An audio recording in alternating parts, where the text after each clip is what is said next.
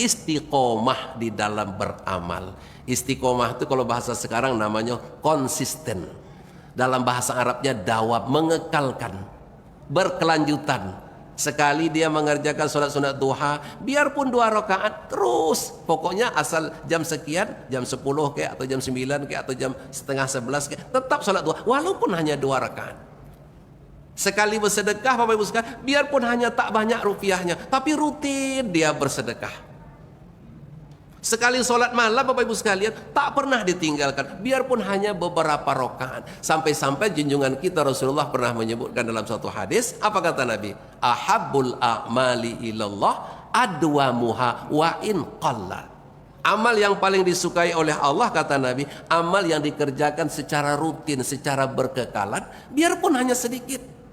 Ibarat air Bapak Ibu sekalian, air itu Pak kalau menimpa batu tapi rutin airnya jatuh ke batu, batu itu nanti jadi lekuk.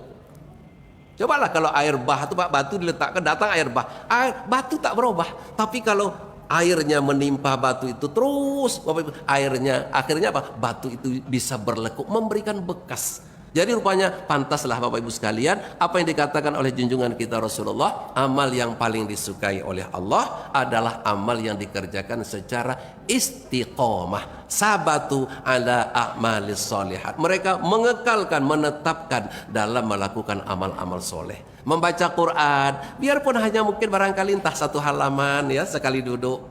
Oh tak mesti, ini sekali baca, ada orang sekali baca 3 juz, perai 3 bulan, ini enggak betul.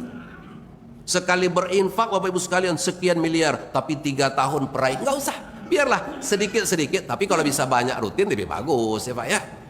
Tapi kalau bisa sedikit tapi dikerjakan secara rutin. Terus yang terakhir Bapak Ibu sekalian yang dimuliakan Allah Subhanahu wa taala, yang menjadi benteng dari iman kita itu yang kelima. Apa jadi benteng iman kita? Bertata susila, beradab dan tertib.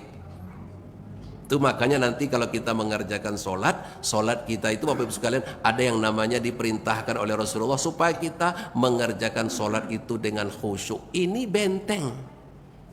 Puasa yang kita kerjakan hari ini, kita berpuasa dengan penuh tertib dan bertata susila. Bukan hanya menahan makan minum, itu enteng. Tapi Bapak Ibu sekalian, puasa itu akan lebih penuh dan padat berisi dengan mantap kalau matanya dijaga, telinganya dijaga. Maksudnya bukan tidak boleh melihat, menjaga mulutnya dijaga, jangan sampai ghibah. Hati-hati menggunakan mulut. La tatakallam bikalamin ta'taziru minhu ghadan. Kata Nabi kepada seorang sahabat, kau jangan bercakap kalau nanti akibat cakapmu itu, kata Rasulullah, akan membuat permasalahan, nanti kau harus minta maaf gara-garanya.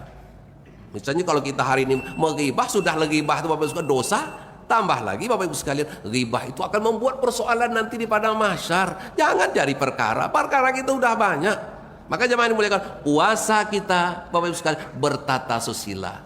Apabila kita berdakwah, berdakwahlah dengan mau'izah hasanah, dengan pengajaran yang baik. Bukankah dulu Allah bilang kepada Nabi Musa dan Nabi Harun, Nabi Musa, Nabi Harun, kata Allah, izhaba ila Fir'aun, pergi kalian ke istana Fir'aun, dakwahi dia, tapi ingat Allah kasih bekal, faqula lahu qaulan layyinan. Macam manapun engkau marah Harun, hai Musa, kepada Fir'aun, tetap katakan kepada Fir'aun itu qaulan layyinan, kata-kata yang lembut, kata-kata yang lunak. Artinya itu namanya beradab Bapak Ibu sekalian. Jadi beradab, tertib Bapak Ibu sekalian, itu termasuk membentengi iman. Kalau kita bersedekah dengan orang, jangan sampai kita tak tertib. Nanti ada orang Pak, udah dia bersedekah dengan seseorang, dicacinya orang tuh. Itu orang tuh dulu kalau enggak aku bantu tuh tak jadi orang tuh. Itu namanya mencaci. Udah diberikan sedekah, dicaci pula.